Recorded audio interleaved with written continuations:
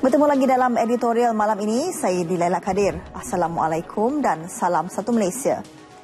Saudara, membuka tirai bulan Mei 2015 ialah dua pilihan raya kecil Parlimen yang tentunya menjadi perhatian. Parlimen Pematang Pauh di Pulau Pinang dan Rompin di Pahang kosong pada keadaan berbeza. Pematang Pauh kosong berikutan penyandangnya, Datuk Seri Anwar Ibrahim hilang kelayakan sebagai anggota Parlimen setelah Lembaga Pengampunan menolak petisyen pengampunan diraja yang dipohon Anwar melalui anggota keluarganya.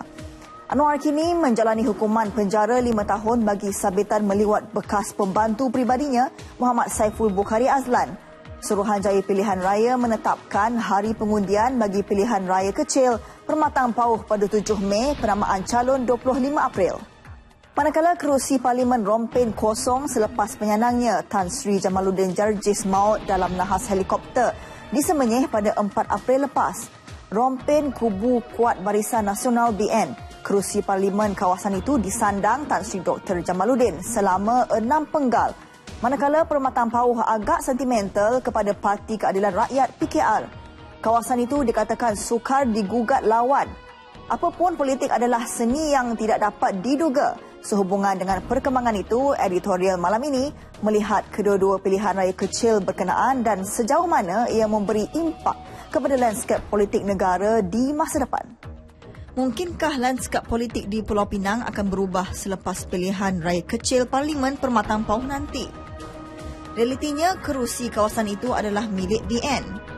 Anwar merupakan anggota Parlimen Pematang Pauh bagi BN dari 1982 hingga 1999. Tetapi keadaan menjadi begitu sentimental seolah-olah ia milik keluarga Anwar selepas beliau dijatuhi hukuman penjara pada 14 April 1999. Sejak 98 ya, empat kali pilihan raya umum ya dimenangi oleh Barisan Nasional. Calonnya ialah Datuk Seri Anwar Ibrahim.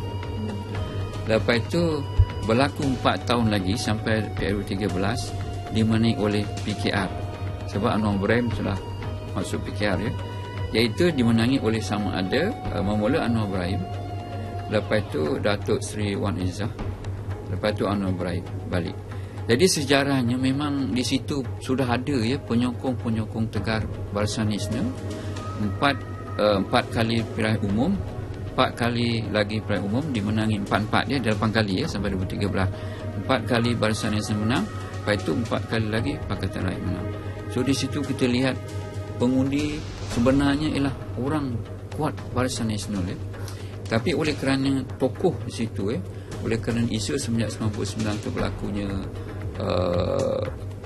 isu-isu pasal membabitkan Anwar Ibrahim, jadi mungkin orang semarah apa, jadi mereka ni mengikut siapa calon di situ. Maknanya calon Anwar Ibrahim ni popular di situ ya, orang tempatan. Jadi apa juga parti beliau anuti, seorang akan mengundi pada beliau.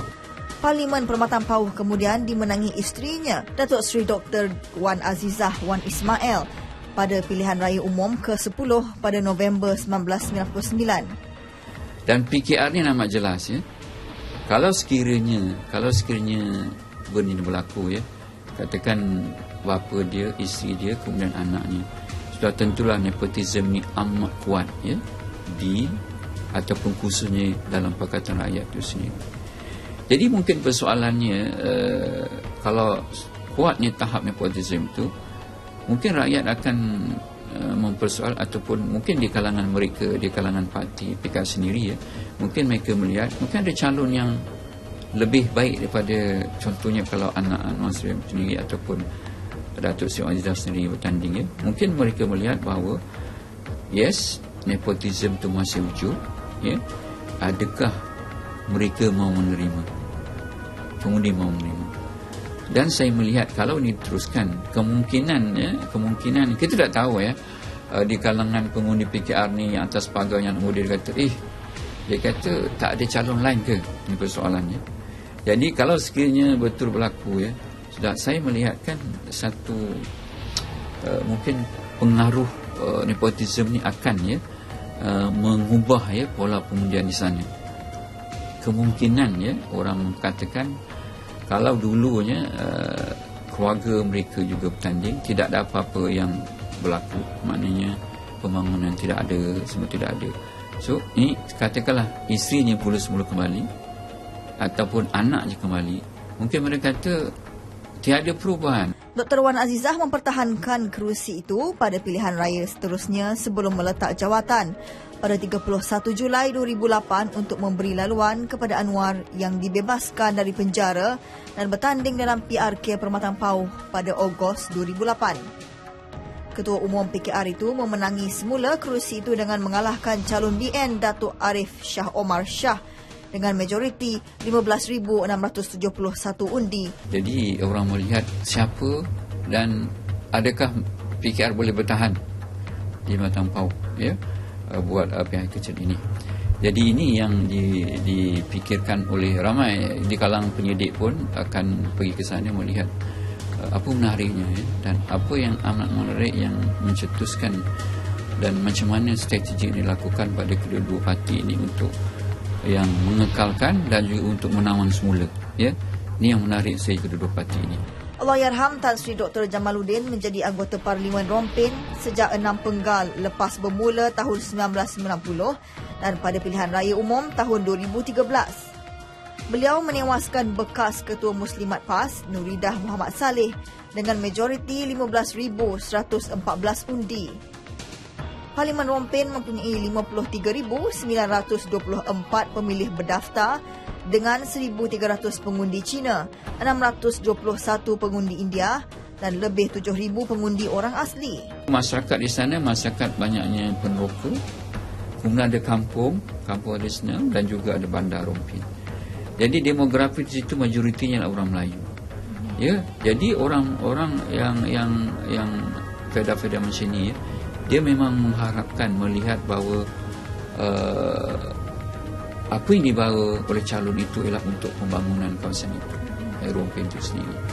Bagi sejarahnya, kalau kita lihat dalam sejarah Datuk Seri Allahyarham ni, memang dia telah memberi khidmat yang baik, ya, dan saya merasakan, ya, dan saya berpandangan legasi ini akan diteruskan oleh penduduk di sana.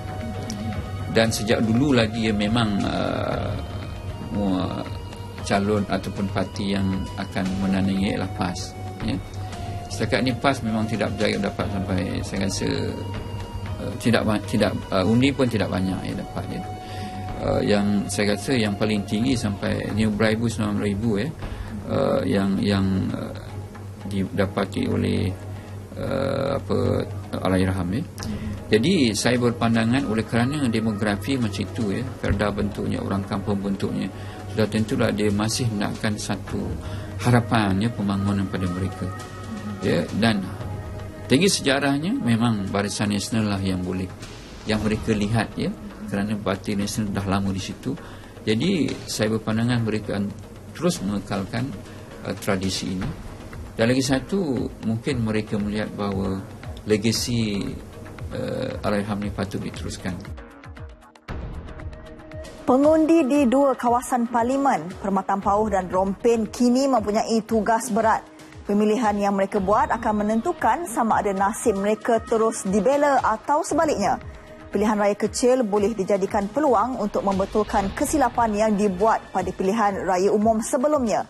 Ahli politik yang tidak menunaikan janji yang pernah dibuat semasa berkempen akan menyebabkan kerugian kepada penduduk di kawasan berkenaan. Unilah dengan bijak, bukan mengikut emosi. Sekian editorial malam ini. Saya Dilaila Kadir. Selamat malam dan salam satu Malaysia.